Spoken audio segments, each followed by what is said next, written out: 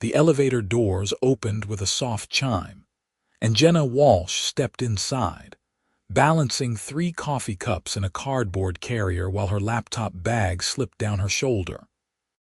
She was already 10 minutes late for the presentation, and the last thing she needed was for the temperamental espresso machine on the 7th floor to have broken down again. But of course it had, so she'd sprinted 2 blocks to the nearest cafe, and now her heart hammered against her ribs as the numbers climbed toward the executive floor of Landry Hotel's group. The doors slid open, and she nearly collided with a man in an impeccably tailored charcoal suit. Coffee sloshed dangerously close to the rim. "Sorry," she muttered, sidestepping him and rushing toward the conference room. Through the glass walls she could see her team already seated, and worse, the CEO himself stood at the head of the table. Vincent Landry. She'd only seen him twice in the 8 months she'd worked here, both times from a distance. Up close, waiting at the threshold as she fumbled with the door handle, he was even more imposing than the rumors suggested. Tall, broad-shouldered, with dark hair that looked professionally styled and eyes that seemed to take in everything at once. "Miss Walsh," he said, his voice smooth and surprisingly warm. "Please come in." She slipped into the empty chair, passing coffee to her colleagues while her cheeks burned. This was exactly how she'd pictured making an impression on the CEO of the second-largest hotel chain on the West Coast. Late, disheveled, and smelling like a coffee shop. The presentation went better than expected, though. Her ideas for revamping the loyalty program were solid, backed by months of research and data analysis. She watched Vincent's face as she spoke, trying to gauge his reaction, but he remained professionally neutral, occasionally jotting notes on the leather portfolio in front of him. When she finished, he nodded. "Impressive work, Miss Walsh. I'd like to see a more detailed proposal by the end of the week." Relief flooded through her. "Of course. Thank you, Mr. Landry." The meeting adjourned, and Jenna gathered her materials, eager to escape back to her cubicle and recover from the adrenaline spike. She was almost to the elevator when she heard footsteps behind her. "Miss Walsh, a moment." She turned to find Vincent approaching, his expression thoughtful. Up close, she noticed the faint lines at the corners of his eyes, the strong jaw, the way his suit fit him perfectly because it was probably custom-made and cost more than her monthly rent. "I wanted to apologize for the coffee machine situation," he said. "I heard what happened. That's been an ongoing issue and it should have been addressed weeks ago." "Oh, it's fine," Jenna said quickly. "I mean, it's just coffee. Still, you shouldn't have had to run out to accommodate our infrastructure problems." He paused and something flickered across his face. "Your work today was excellent. How long have you been with the company?" 8 months. And before that, I finished my MBA last year. This is my first position out of grad school." She wasn't sure why she was telling him this. Maybe because he seemed genuinely interested, or maybe because those dark eyes had a way of making her forget that he probably had 100 more important things to do than chat with a junior analyst. "Well, you're doing exceptional work. I look forward to seeing what else you bring to the table." He extended his hand and she shook it, feeling the warmth of his palm, the firm but not crushing grip. Then he was gone, striding back toward the executive offices, and Jenna stood alone by the elevators, wondering why her heart was still racing. The rest of the week passed in a blur of spreadsheets and late nights. Jenna poured everything into the detailed proposal, refining her projections, creating mock-ups of the new app interface, even conducting a few quick surveys among her friends to gauge consumer interest. She submitted it on Friday afternoon and tried not to obsess over what Vincent would think. Monday morning, his assistant called her. "Mr. Landry would like to see you in his office at 2. Jenna spent the next 4 hours in a state of nervous anticipation, Was this good? Bad? Had she made some catastrophic error in her calculations? She changed her blouse twice during lunch and reapplied her lipstick in the bathroom mirror, then felt ridiculous for caring so much. Vincent's office occupied a corner of the building with floor-to-ceiling windows overlooking the city. When his assistant ushered her in, he was standing by the glass, phone pressed to his ear. He gestured for her to sit, then wrapped up the call and joined her at the small conference table in the corner. "Your proposal is exactly what we need," he said without preamble. "I want to move forward with implementation immediately." Joy surged through her. "Really? That's wonderful. There's a catch, though. This will require coordination across multiple departments, vendor negotiations, tech development. It's a substantial undertaking." He leaned forward slightly, his gaze steady on hers. "I'd like you to lead the project. Lead it." She couldn't keep the surprise from her voice. "But I'm still fairly junior here. Wouldn't someone from senior management be better suited?" "You understand the vision better than anyone else could at this point, and frankly, I think you have the capability to see it through." He smiled then, a small curve of his mouth that transformed his serious expression into something almost boyish. "Unless you don't think you're ready." "No, I'm ready," Jenna said quickly. "I just want to make sure I have the authority I'll need to make decisions and allocate resources." "You'll have it. You'll report directly to me on this project." He slid a folder across the table. "These are the preliminary budget allocations and timeline expectations. Look it over, and we'll meet again tomorrow to discuss any adjustments." Jenna walked out of his office feeling like she was floating. This was the opportunity she'd been hoping for, the chance to prove herself on a major initiative. She called her best friend Sophie the moment she got home. "He wants you to report directly to him." Sophie's voice rose with excitement. "Jenna, do you know what this means?" "You're going to be working closely with Vincent Landry." "The Vincent Landry. The man is on the cover of business magazines. He's gorgeous and rich and apparently brilliant." "I know who he is," Jenna said dryly, kicking off her heels and collapsing onto her couch. "And I'm trying to focus on the professional aspect here. Please, tell me you've noticed how attractive he is." She had noticed. It would have been impossible not to, but she wasn't about to jeopardize her career by developing some stupid crush on her boss. "Sophie, he's the CEO. He's way out of my league, and more importantly, this is my job. I'm not going to mess it up by getting starry-eyed." "Fine, fine. But promise me you'll at least enjoy the view while you're in all those meetings." Jenna laughed despite herself. "You're impossible." Over the next month, she saw Vincent almost daily. They met to review progress, discuss obstacles, strategize solutions. He was demanding but fair, quick to recognize good work and equally quick to point out flaws in logic or planning. Jenna found herself looking forward to their meetings, not just because of the project, but because of the way his mind worked. He was sharp, creative, willing to take calculated risks. And he listened to her, really listened, treating her ideas with respect even when he disagreed. It was during a late evening session, both of them hunched over her laptop reviewing vendor proposals, that she noticed how close they were sitting. His shoulder brushed hers as he pointed at something on the screen, and she caught the subtle scent of his cologne, something clean and expensive. Her pulse quickened, and she forced herself to focus on the numbers in front of her. "What do you think about this pricing structure?" Vincent asked, glancing at her. "I think they're lowballing the setup costs to make their bid look better," Jenna said. "If we go with them, we'll end up paying more in change orders down the line." He nodded slowly. "That's what I thought too. You have good instincts." The compliment warmed her more than it should have. "Thanks. How are you holding up?" "I know this is a lot of pressure, especially on top of your regular responsibilities." "I'm managing," she said, though truthfully she was exhausted.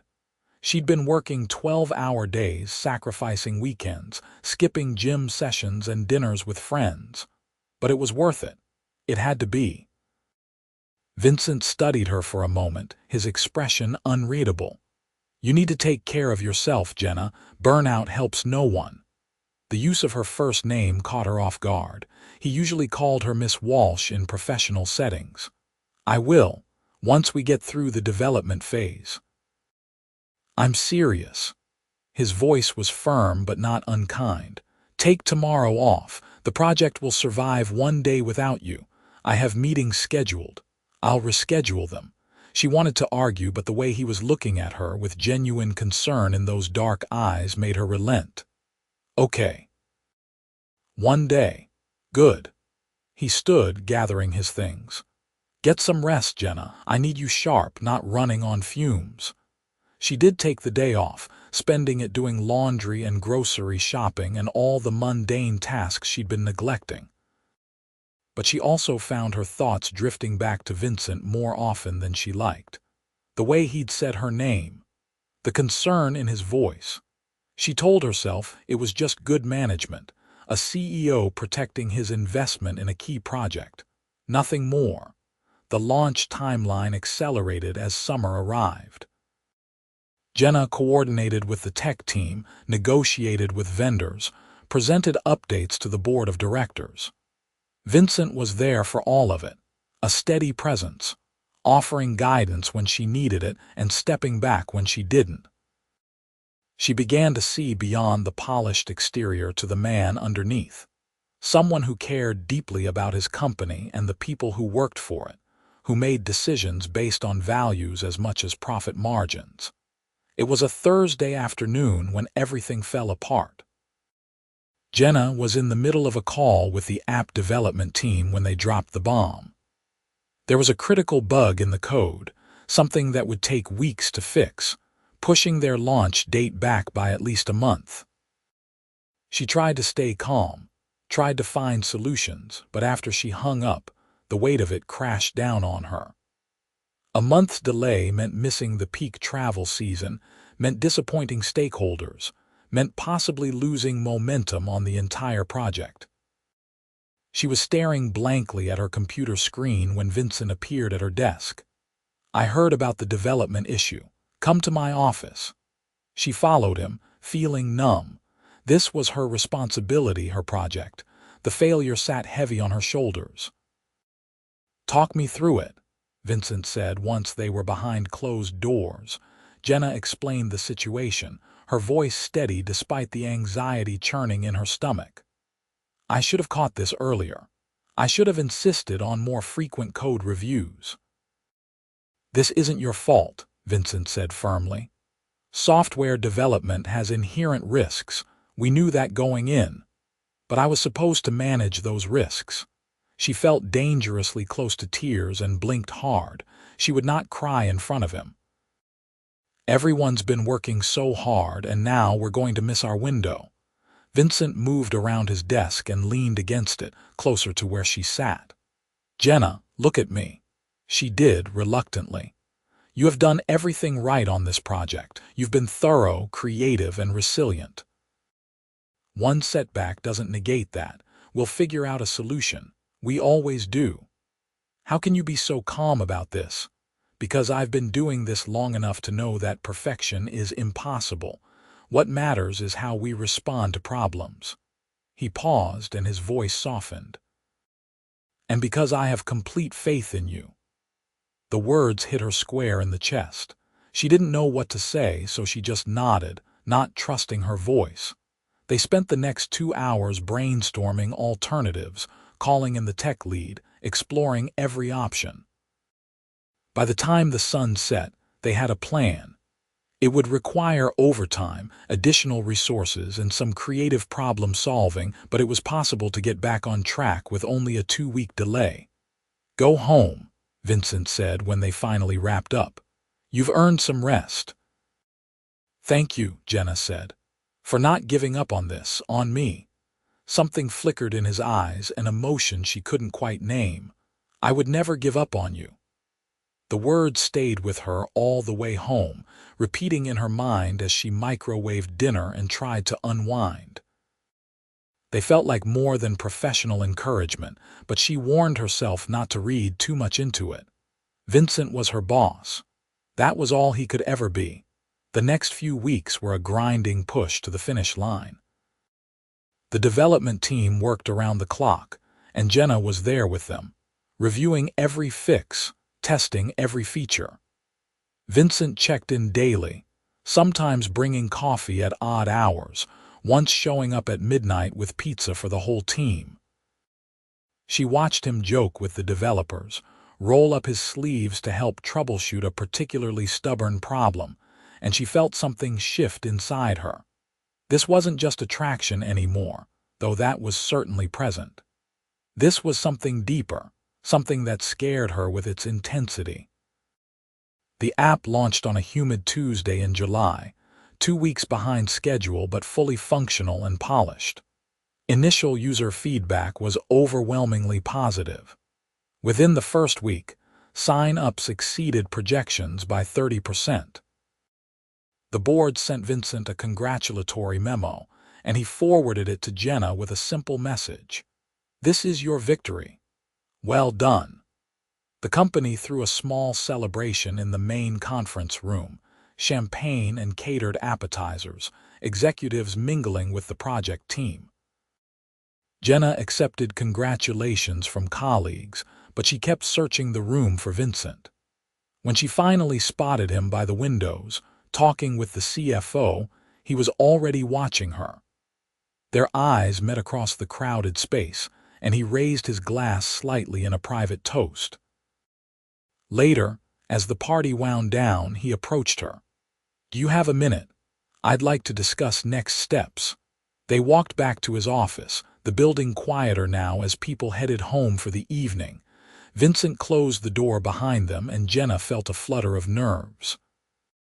"I wanted to talk to you about your career trajectory here," he began, gesturing for her to sit. "The board was impressed with your work. I'm impressed with your work. We'd like to offer you a promotion to Senior Manager of Strategic Initiatives, reporting to the VP of Operations." It was everything she should want: more money, more responsibility, a clear path upward. So why did she feel a pang of disappointment? "That's incredible, thank you. You've earned it." Vincent hesitated, and for the first time since she'd known him, he seemed uncertain. "It does mean you wouldn't be working directly with me anymore. You'd have different projects, different priorities." "Right, of course," she forced a smile. "That makes sense." Silence stretched between them, heavy with unspoken things. Vincent moved to the windows, hands in his pockets, shoulders tense. "Jenna, I need to be honest with you about something." Her heart began to pound. "Okay. These past months working with you, getting to know you, it's been..." He turned to face her. "This is completely inappropriate for me to say, and if you want to file a complaint, I'll understand. But I can't let you walk out of here without telling you that I've developed feelings for you. Real feelings, not just professional admiration." Jenna's breath caught. She stared at him, trying to process the words. Vincent Landry, CEO Millionaire, the man who could have anyone, was confessing feelings for her. "I know the power dynamic makes this complicated," he continued, his voice low and earnest. "That's why I've kept it to myself, why I'm making sure you have this promotion and position secured before saying anything. I don't want you to feel pressured or obligated in any way, but I also couldn't live with myself if I didn't at least tell you the truth." She stood, her legs shaky. "Vincent, I don't know what to say." "You don't have to say anything. I just needed you to know." He ran a hand through his hair, a gesture so unlike his usual composure that it made him seem suddenly vulnerable. "If you don't feel the same way, we'll pretend this conversation never happened. You'll take your new position and I'll stay out of your way. No awkwardness, no repercussions. I promise you that. And if I do feel the same way..." The words were out before she could stop them, her heart overriding her cautious brain. His eyes widened slightly. I think I've been halfway in love with you since you called me sharp during that meeting about vendor contracts, Jenna admitted, her cheeks flushing. But Vincent, this is crazy. You're the CEO. I'm just a manager, or I was until 5 minutes ago. People will talk. They'll say I slept my way to this promotion. Then we'll be transparent about the timeline. The promotion was decided weeks ago, documented and approved by the board. Anyone who wants to verify that can check the records. He took a step closer. As for the rest, I don't care what people say. But I care what you think, what you want. If this is too much, if it puts your career at risk in ways you're not comfortable with, then we'll walk away. I'll respect that. Jenna's mind raced. This was everything she'd told herself not to want, not to hope for. But standing here, looking at Vincent, seeing the uncertainty and hope in his expression, she couldn't deny what she felt. I want this. I want you. But I need to know this is real, not just some aftermath of working closely together on a high-stakes project. It's real, Vincent said without hesitation. I've dated before, Jenna. I know the difference between infatuation and something genuine. The way I feel about you is something I've never experienced with anyone else. You're brilliant and passionate and dedicated. You make me laugh. You challenge me. When I'm with you, I'm not just the CEO, I'm myself. Tears pricked her eyes, the good kind this time. We should probably take this slow, figure out how to navigate the professional complications. As slow as you need. He reached out tentatively, and she took his hand, feeling the warmth of his fingers intertwining with hers. Though I have to admit, I've been thinking about kissing you for about 3 months now. She laughed, giddy and nervous and excited all at once. Really? 3 months? Since that late night we spent reviewing the budget projections, and you got so excited about the cost savings that you actually bounced in your chair. His thumb traced small circles on the back of her hand. It was adorable. I did not bounce. You absolutely did. He tugged her gently closer, his free hand coming up to cup her cheek. Jenna, tell me if this is okay. She answered by closing the distance between them, rising on her toes to press her lips to his. The kiss was soft at first, tentative, both of them testing this new territory. Then Vincent's arm wrapped around her waist, pulling her flush against him, and the kiss deepened, becoming something hungry and desperate, months of suppressed wanting finally finding release. When they finally broke apart, both breathless, Jenna rested her forehead against his chest. We're really doing this. We're really doing this, he confirmed, pressing a kiss to the top of her head. And for what it's worth, I think we're going to be amazing together. They were careful at first, keeping their relationship private while Jenna transitioned into her new role. She threw herself into her responsibilities, determined to prove that she'd earned her position on merit alone. Vincent gave her space to establish herself, though they stole moments together when they could. Late dinners at quiet restaurants across town, weekend hikes, where they could talk without worrying about being overheard by colleagues. 3 months into dating, Vincent invited her to his house for the first time. She'd expected something ostentatious, a mansion dripping with wealth. Instead, she found a beautiful but relatively modest home in the hills, with warm wood floors and comfortable furniture and a stunning view of the water. It felt like a home, not a showpiece. This is lovely, she said, standing on the deck as the sun set over the bay. Vincent came up behind her, wrapping his arms around her waist. I'm glad you like it. I was hoping you'd want to spend more time here. She leaned back against him. I'd like that. They cooked dinner together, Vincent proving surprisingly competent in the kitchen, and afterward they curled up on the couch with wine, talking about everything and nothing. It was the most relaxed Jenna had felt in months, maybe years. With Vincent, she didn't have to be the ambitious professional or the woman constantly proving herself. She could just be Jenna. "Tell me something I don't know about you," Vincent said, his fingers playing idly with her hair. She thought for a moment.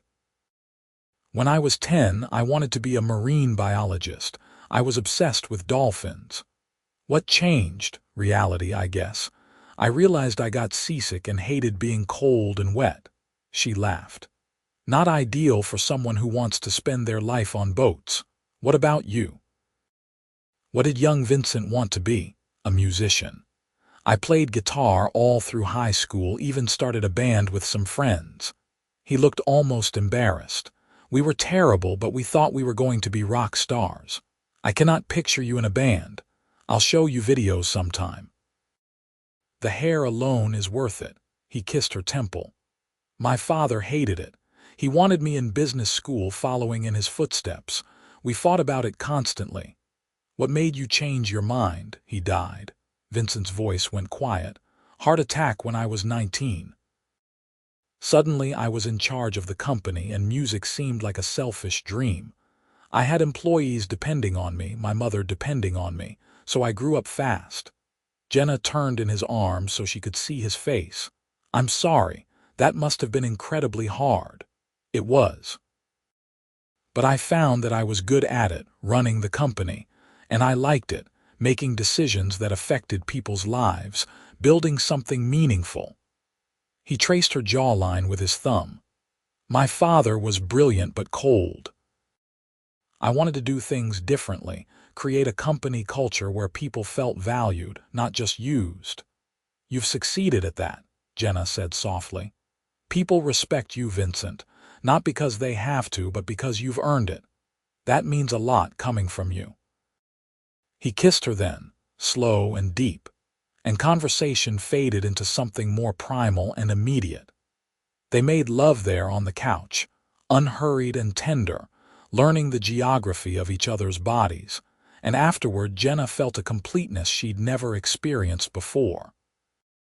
As autumn painted the trees gold and crimson, they decided it was time to go public with their relationship. Vincent called a meeting with HR and legal, making sure everything was properly documented and disclosed. Then he told the executive team, making it clear that Jenna's promotion had been decided before their relationship began, and that her performance would be evaluated by her direct supervisor, not by him. Most people were supportive, or at least professionally neutral. There were a few whispers, some skeptical looks, but Jenna had expected that. She held her head high and continued to excel at her job, and gradually the gossip faded. What mattered was that she and Vincent could finally be open, could arrive at company events together, could reference each other naturally in conversation. 6 months after they started dating, Vincent asked her to move in with him. Jenna said yes without hesitation, though packing up her apartment felt surreal. Sophie helped, of course, providing running commentary the entire time. "I still can't believe you're moving in with Vincent Landry," Sophie said, wrapping glasses in newspaper. "This is like a fairy tale." "It's not a fairy tale, it's real life with all the messiness that entails." But Jenna was smiling as she said it. "Messy or not, you're happy. That's what matters." She was happy, deliriously so. Living with Vincent was easy in ways she hadn't anticipated. They fell into comfortable routines, morning coffee together before work, evening runs along the waterfront, lazy Sunday mornings reading the paper in bed. They also fought sometimes, sharp disagreements about everything from politics to how to load the dishwasher. But they learned to communicate, to listen, to compromise. The holidays arrived, and Vincent invited her to spend Thanksgiving with his mother. Millionaire Landry lived in a stately Victorian in Portland, and Jenna was nervous the entire drive there. "She's going to hate me," Jenna said for the 3rd time. "She's going to love you," Vincent countered patiently. "Just be yourself." Alina turned out to be a warm, elegant woman in her 60s with Vincent's same dark eyes and sharp wit. She welcomed Jenna with a hug and immediately put her to work peeling potatoes, asking questions about her background, her work, her intentions toward her son. "Mom," Vincent protested from where he was setting the table, "can we maybe not interrogate her? I'm not interrogating. I'm getting to know her." Alina winked at Jenna. "Though I do want to know what your intentions are. Vincent hasn't brought anyone home in years." "I intend to make him happy," Jenna said honestly, "and to build a life together if he'll have me." "Good answer." Alina squeezed her hand. "He's been happier these past months than I've seen him in a long time. That tells me everything I need to know about you." Dinner was lovely, full of laughter and stories, Alina sharing embarrassing anecdotes from Vincent's childhood that made him groan and Jenna giggle. As they cleaned up afterward, Alina pulled Jenna aside. "I lost my husband too young," she said quietly. "And I worried Vincent would never let anyone close enough to risk that kind of pain again. But he has with you. So thank you for that, for being brave enough to love him." Jenna felt tears sting her eyes. "Thank you for raising such an incredible man." The drive home was quiet, both of them content and full. Vincent reached over to take her hand. "That went well. Your mom is wonderful. She really likes you, I could tell." He glanced at her. "I love you, Jenna. I know I've said it before, but I want you to know how much I mean it." "I love you too," she said, squeezing his fingers. "So much it scares me sometimes. Good scared or bad scared. Good scared, the kind that means this matters." Winter brought new projects at work and preparations for the company's annual gala, a black tie event that Jenna had attended the previous year as a regular employee.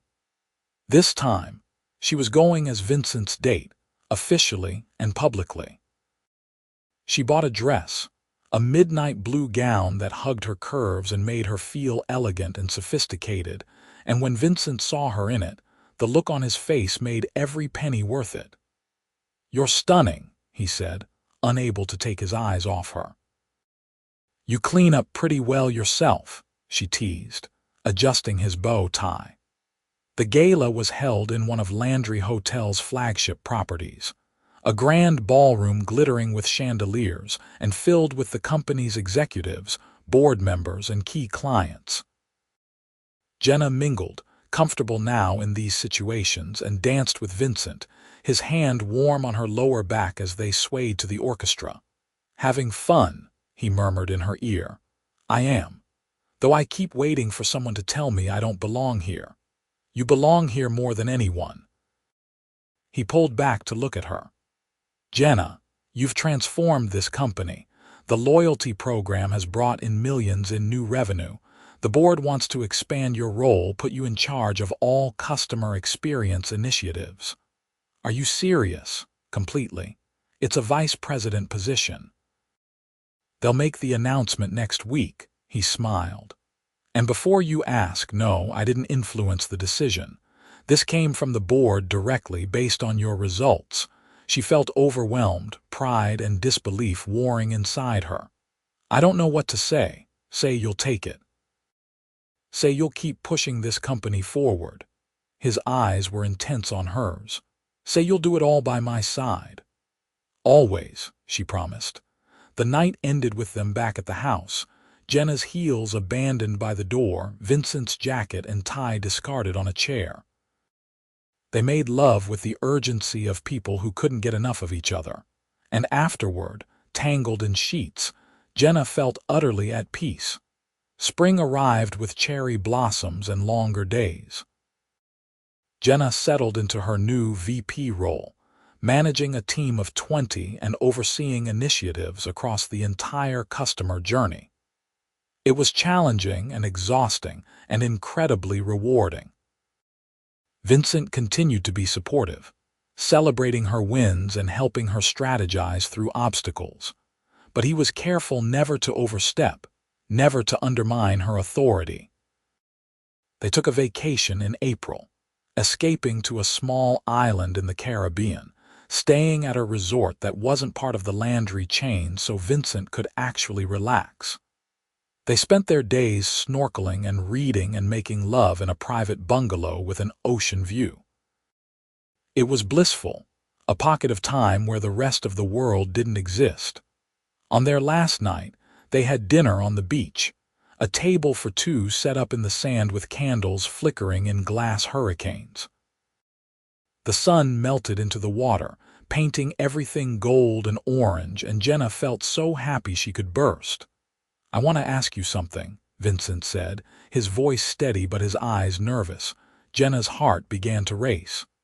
"Okay." He reached into his pocket and pulled out a small velvet box.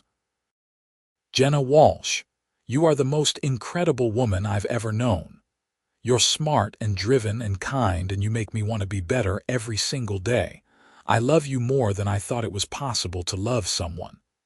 He opened the box, revealing a stunning diamond ring that caught the candlelight. "Will you marry me?" Tears spilled down her cheeks. She'd known this was coming, had felt it building, but the reality of the moment was overwhelming. "Yes, God, yes." Vincent slipped the ring onto her finger, then stood and pulled her into his arms, kissing her as the waves whispered against the shore. When they finally broke apart, both laughing and crying, he pressed his forehead to hers. "You've made me the happiest man alive. We're really doing this. We're getting married. We're really doing this," he confirmed. "And I promise you, Jenna, I will spend every day of the rest of my life making sure you never regret saying yes." The wedding was planned for September, at Alina's insistence. She wanted time to do it properly, to invite everyone who mattered, to make it a celebration worthy of her son and future daughter-in-law. Jenna let herself get swept up in the planning, choosing flowers and cake flavors and negotiating compromises between Alina's traditional preferences and her own more modern tastes. Work continued to be busy, but Jenna found herself energized rather than drained. She loved what she did, loved the challenges and the opportunity to make a real impact. And she loved that she got to come home every night to Vincent, to talk through her day, to hear about his, to simply exist together. 3 months before the wedding, Alina called with news. "I've been thinking," she said, "and I'd like to give you something, my mother's wedding dress. It's vintage, beautifully made, and I think it would be stunning on you." Jenna was touched beyond words. "Alina, that's such a generous offer. Are you sure? Completely sure?" "You're going to be family, Jenna, and I can't think of anyone I'd rather pass this down to." The dress was indeed beautiful, ivory silk with delicate lace details and a classic silhouette.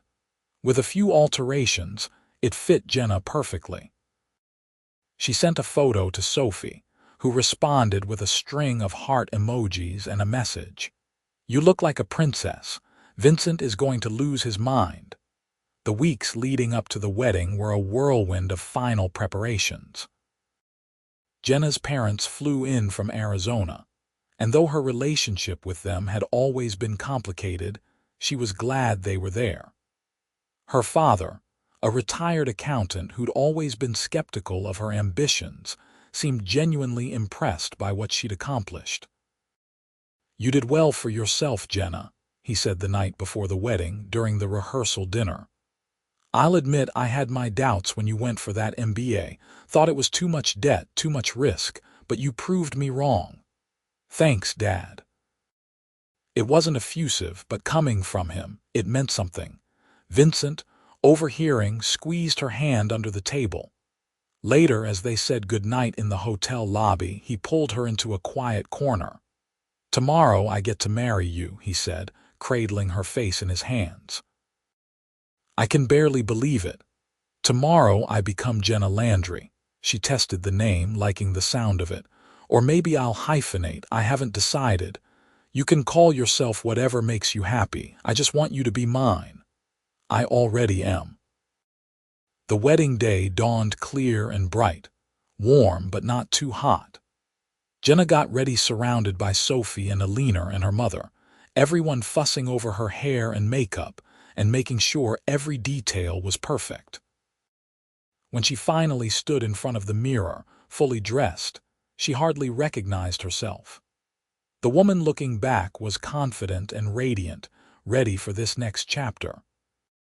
The ceremony was held in the garden of a historic estate, chairs set up on the lawn, an arch woven with white roses marking where they'd exchange vows. As Jenna walked down the aisle on her father's arm, she only had eyes for Vincent.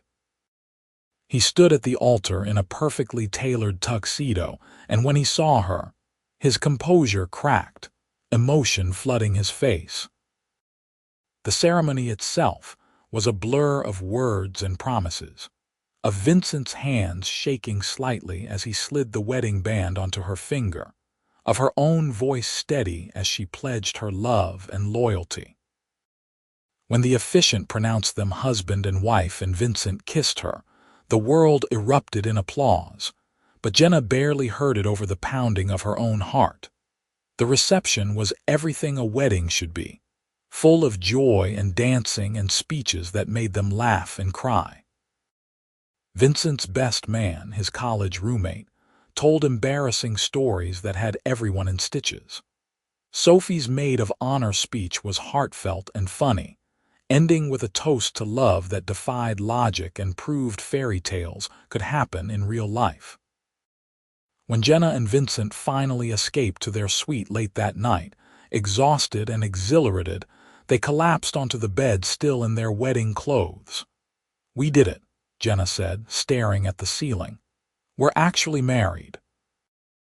"Best decision I ever made," Vincent said, rolling onto his side to look at her. "Well, second best. The first was asking you on this journey in the first place. You never actually asked me on a date, you know, we just kind of fell into this." That's true. Let me remedy that." He sat up and took her hand formally. "Jenna Landry, would you like to go on a date with me? Maybe for the rest of our lives," she laughed, pulling him down for a kiss. "I would love to." They honeymooned in Italy. 2 weeks of exploring ancient cities and eating incredible food, and getting lost on purpose in narrow cobblestone streets. It was magical, a pause from real life, though Jenna found she was actually excited to get back to work, to her team, to the projects she'd been developing. Returning to the office as a married woman felt strange at first, but everyone was kind and congratulatory. The whispers that had circulated when she and Vincent first started dating were long gone, replaced by respect for what she'd achieved and genuine happiness for their relationship. A year into their marriage, at a quarterly board meeting, Vincent made an announcement that shocked everyone, including Jenna. "I've decided to step back from day-to-day operations," he said.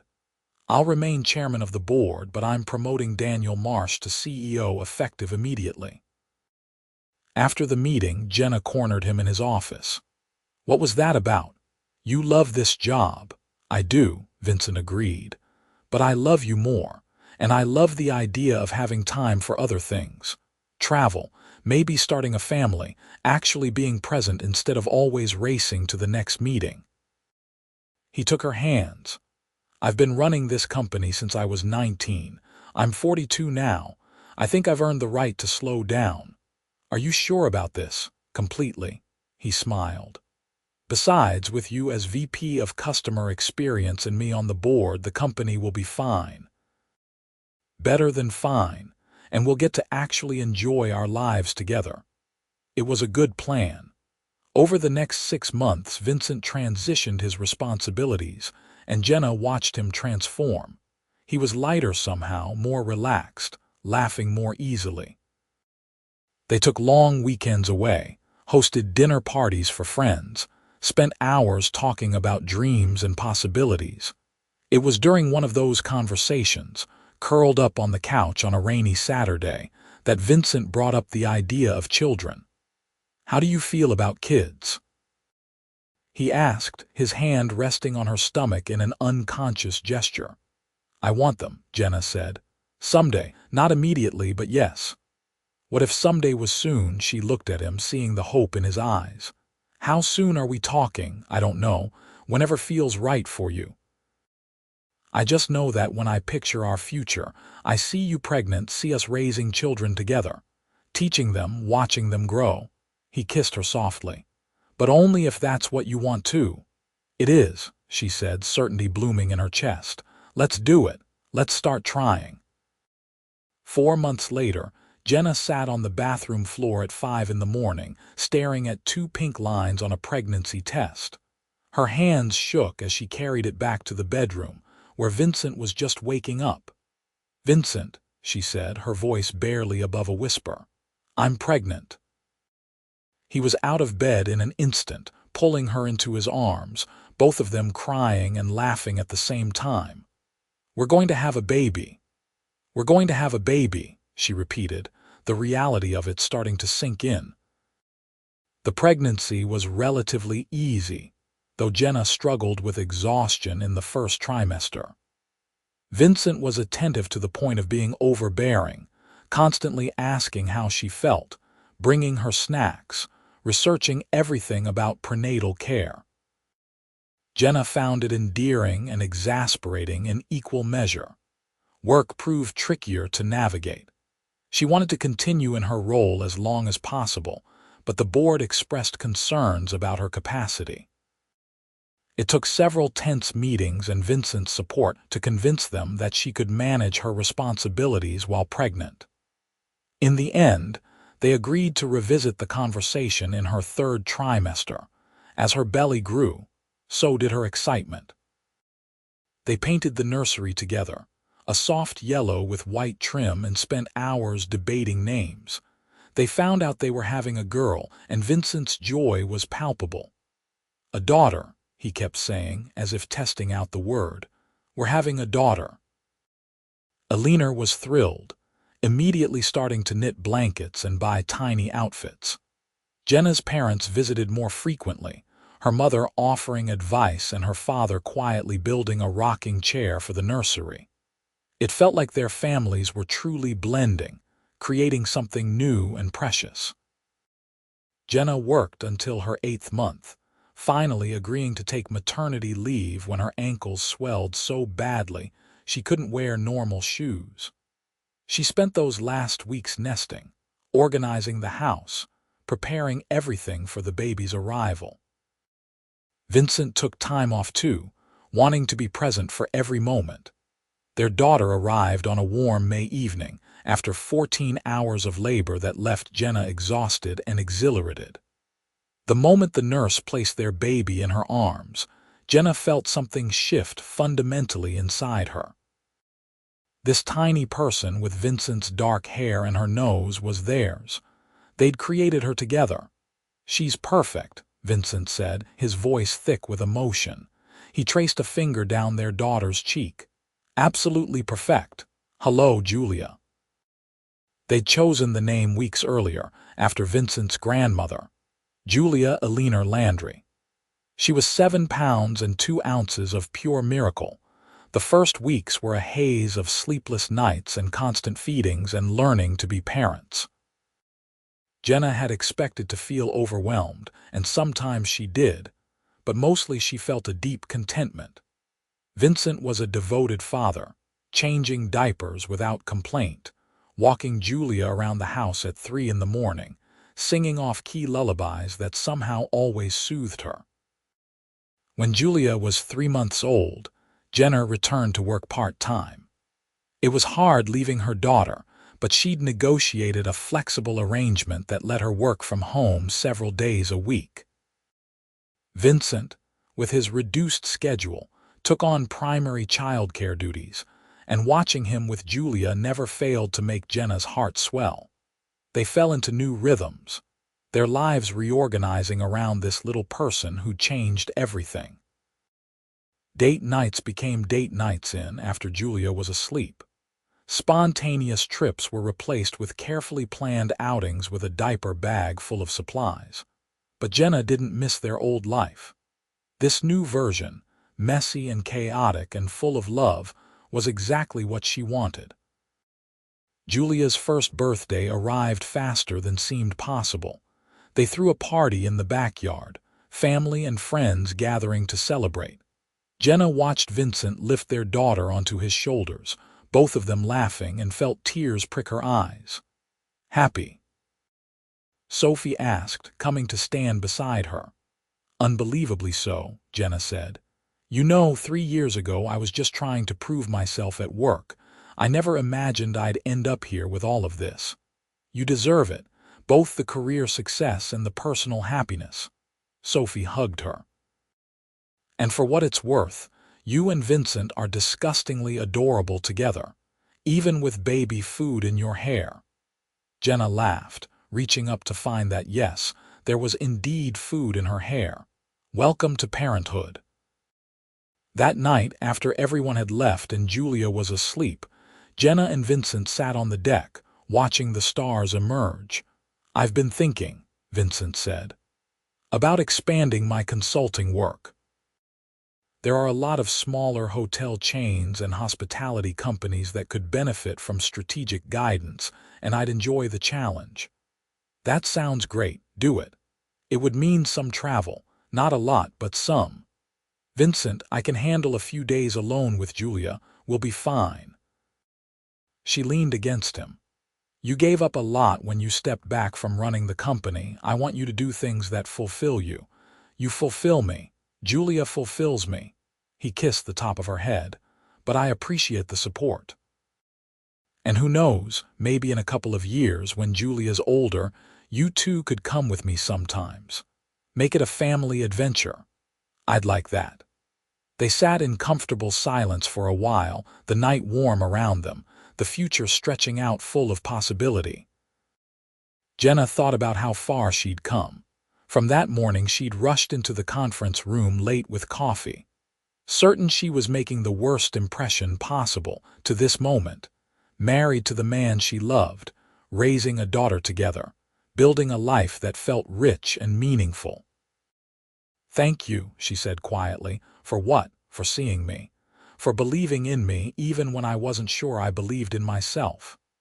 She turned to look at him. "For loving me." Vincent's expression softened. "Jenna, loving you is the easiest thing I've ever done. You're extraordinary. You always have been." "I used to think you saw me as a charity case," she admitted. "When you first offered me the project lead role, I thought maybe you felt sorry for me, the junior analyst trying so hard to prove herself." "A charity case. Jenna, I saw you as everything.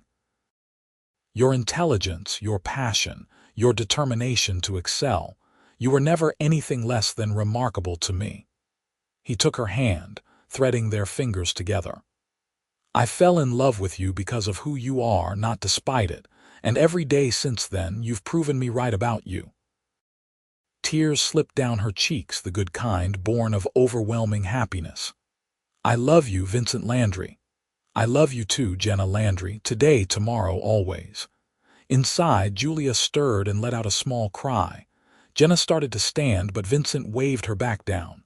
"I'll get her, you relax." She watched him go, this man who was her partner in every sense of the word, and felt grateful beyond measure. Their story hadn't been simple or straightforward. There had been challenges and complications and moments of doubt. But they'd navigated it all together, building something strong and true and lasting. 2 years later, Julia got a little brother, Alexander, and their family felt complete. Jenna eventually moved into a senior vice president role, then executive vice president, her star continuing to rise. Vincent's consulting firm flourished, and he found joy in mentoring younger entrepreneurs. They bought a bigger house to accommodate their growing family, but kept the original place as a weekend retreat. Life was full and busy and sometimes overwhelming, but it was also beautiful. They made it a point to prioritize their relationship, to carve out time for just the two of them, to never take each other for granted. They fought sometimes, usually about minor things like whose turn it was to handle bedtime or whether they could afford another vacation. But they always talked through it, always came back to the love that anchored everything. On their 10th wedding anniversary, Vincent surprised her with a renewal of vows, a small ceremony on the same spot where they'd gotten married. Julia, now 9, and Alexander, 7, stood with them as they promised again to love and honor each other for the rest of their lives. 10 years ago, I married my best friend, Vincent said, his voice steady though his eyes were bright with emotion. And every year since has been better than the last. Jenna, you are my partner, my love, my home. Thank you for choosing me, for building this life with me, for being the incredible woman you are. Jenna's vows were equally heartfelt, speaking of the journey they'd traveled together, the growth and challenges and joy. When they kissed, their children cheered and everyone laughed. Later that night, after the kids were asleep and they were alone, Vincent pulled out an old photo album. I found something while I was cleaning out the office. He opened it to a page from early in their relationship, a candid shot someone had taken at a company event. Jenna was mid-laugh, her hand on Vincent's arm, and he was looking at her with such open adoration that it made present-day Jenna's breath catch. You looked at me like that even then. I've looked at you like that since the day you rushed into that conference room late with coffee and tried to pretend you weren't flustered. He smiled. You were everything I'd been looking for without knowing I was looking, and you still are. Jenna closed the album and pulled him close, kissing him with all the love and passion of 10 years together. Here's to the next 10 years, and all the ones after that, to forever, Vincent agreed. And as they held each other in the quiet of their home, children sleeping peacefully down the hall, a lifetime of memories behind them and countless more ahead, Jenna knew she'd found exactly where she belonged. Not because of Vincent's wealth or position, but because he saw her truly, loved her completely, and chose her every single day. She was not a charity case. She never had been. She was his partner, his equal, his love. And together, they'd built something extraordinary. The years continued to unfold with all their texture and complexity. Julia grew into a thoughtful teenager with her father's business sense and her mother's determination. Alexander developed a passion for music, spending hours at the piano Vincent had bought him for his 10th birthday, filling the house with melodies. Jenna and Vincent watched their children grow, marveling at the people they were becoming, supporting their dreams while teaching them the value of hard work and integrity. Professionally, Jenna eventually became CEO of a smaller boutique hotel chain that had been acquired by Landry Hotels Group, running it as an independent entity while reporting to the board. It was the perfect balance, challenging her while giving her the autonomy she craved. Vincent continued his consulting work, increasingly focused on helping family-owned businesses navigate succession and growth. They were both fulfilled, both contributing, both supporting each other's ambitions while keeping their family as the center of everything. On their 20th anniversary, they took a trip back to the Caribbean island where Vincent had proposed. The resort had been renovated since their last visit, but the beach was the same, the sunset just as spectacular. They had dinner at the same spot, though their children were with them this time, and the table was bigger to accommodate everyone. 20 years, Jenna said, raising her glass. It feels like forever and no time at all. To 20 more, Vincent replied, his eyes meeting hers with the same intensity as always. And beyond. They clinked glasses, their children joining in, and Jenna looked around at the faces of the people she loved most in the world. This life they'd created together was everything she'd never known to wish for. It was messy and complicated and absolutely perfect. Later, when they were alone on the beach under a canopy of stars, Vincent pulled her into his arms. Do you remember what you said to me once? That you weren't my charity case, Jenna laughed. I was so defensive back then. You were protecting yourself. But Jenna, you were never my charity case. You were always my everything. From the very beginning, even when I couldn't say it, you were everything I wanted and needed and hoped for. He cupped her face in his hands. You still are. You always will be. She kissed him, this man who'd seen her when she couldn't see herself, who'd believed in her before she believed in herself, who'd loved her through every triumph and struggle. And you're mine. Forever. They stood there on the beach, the waves whispering their eternal song, two people who'd found each other against all odds and built a love that would last a lifetime. It wasn't a fairy tale, not really. It was better than that. It was real, hard won, and absolutely worth every moment. Jenna thought back to that morning so long ago when she'd rushed into the conference room late, certain she was ruining her chance at making an impression. She'd been right about one thing. She'd definitely made an impression. Just not the one she'd expected. She'd caught the attention of a man who would become her partner in every way that mattered, who would stand beside her through everything life threw at them, who would love her with a steadiness and devotion that never wavered. She'd been wrong about being a charity case, though. She'd never been that to Vincent. She'd been his equal, his match, his love. And together, they'd created something beautiful and lasting and true. As they walked hand in hand back toward the resort, Jenna felt nothing but gratitude for the unexpected paths that had led her here, for the courage to say yes when Vincent confessed his feelings, for every challenge that had strengthened them, every joy that had filled their days, for the family they'd built and the life they'd created and the love that bound it all together. It was everything she'd ever wanted and so much more than she'd ever dreamed possible.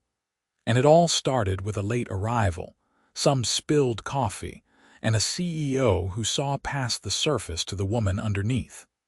The woman he would love for the rest of his life. The woman who would love him right back, fiercely and completely, through all the years to come.